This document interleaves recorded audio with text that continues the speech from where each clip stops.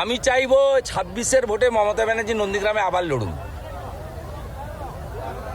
তৃণমূলের সবচেয়ে বড়, এবং ওরা বলে, আমি বলি না, আমি বলি এটা চোরেদের অস্ত্র। তৃণমূলের সবচেয়ে বড় অস্ত্র, যার দাঁত কেলানো ছবি দিয়ে সব জায়গায় প্রচার করা হয়, আর যার অনুপ্রেরণায় আলিপুর চিড়িয়াখানাতে সিংহ শাবকও জন্মগ্রহণ করে। হয়তো তিনি এখানে একবার হেরেছেন, আরেকবার আসুন। আমি 1956 সঙ্গে আরেকটা শূন্য লাগিয়ে 20,000 ভোটে হারাবো। মমতা বন্দ্যোপাধ্যায়ের রাজনৈতিক জীবনের সবচেয়ে বড় হার। 21-এর বিধানসভা নির্বাচনে নন্দীগ্রামে শুভেন্দু অধিকারীর প্রাপ্ত ভোট 1,10,768। মমতা বন্দ্যোপাধ্যায়ের ঝুলিতে আসে 1,08,808 ভোট। তৃতীয় স্থানে থাকা মীনাক্ষী মুখোপাধ্যায়ের ভোট মাত্র 6,267।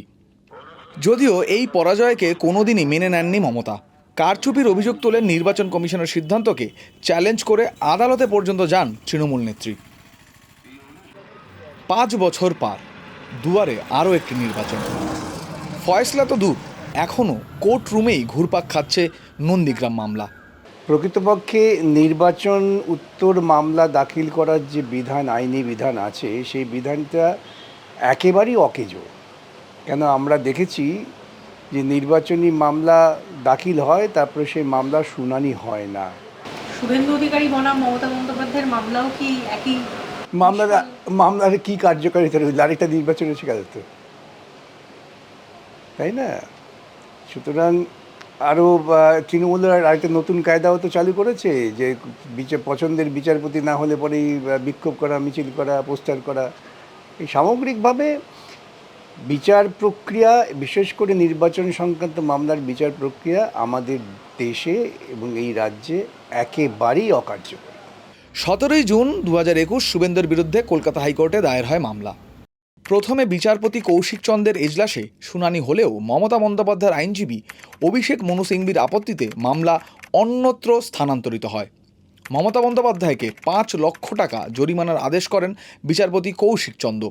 সেই রায় চ্যালেঞ্জ করে সুপ্রিম কোর্টে যান মমতা বন্দ্যোপাধ্যায়ের এজেন্ট তৃণমূল নেতা শেখ সুফিয়ান। নন্দীগ্রাম মামলা এখনও ঝুলে বিচারপতি শম্পা সরকারের এজলাসে। শেষ শুনানি হয় 2021 সালের 9 নভেম্বর। দুতরফেরই খুব একটা আগ্রহ দেখা যায়নি আর কি।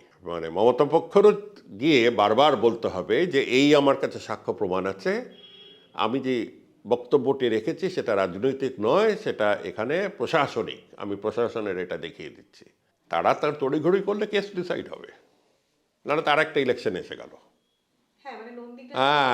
পুরো জিনিসটাই 5 বছর চাপা পড়ে গেল। শুধু নন্দীগ্রাম নয়, এমন আরও মামলা হয় রাজ্যের আরও একাধিক বিধানসভার পরাজিত নেতা নেত্রীর তরফেও। বনগাঁ দক্ষিণ 2004 ভোটে হার তৃণমূলের, মামলা করেন পরাজিত প্রতিদ্বন্দ্বী রানী সরকার। গোঘাট 4147 ভোটে হার তৃণমূলের, মামলা করেন পরাজিত প্রতিদ্বন্দ্বী মানস মজুমদার। ময়না 1260 ভোটে হার তৃণমূলের, মামলা করেন তৃণমূল প্রার্থী সংগ্রাম দলুই। বলরামপুর 423 ভোটে হার তৃণমূলের, মামলা করেন শান্তিরাম মাহাতো। এই 4 আসনেই জয়ী বিজেপি।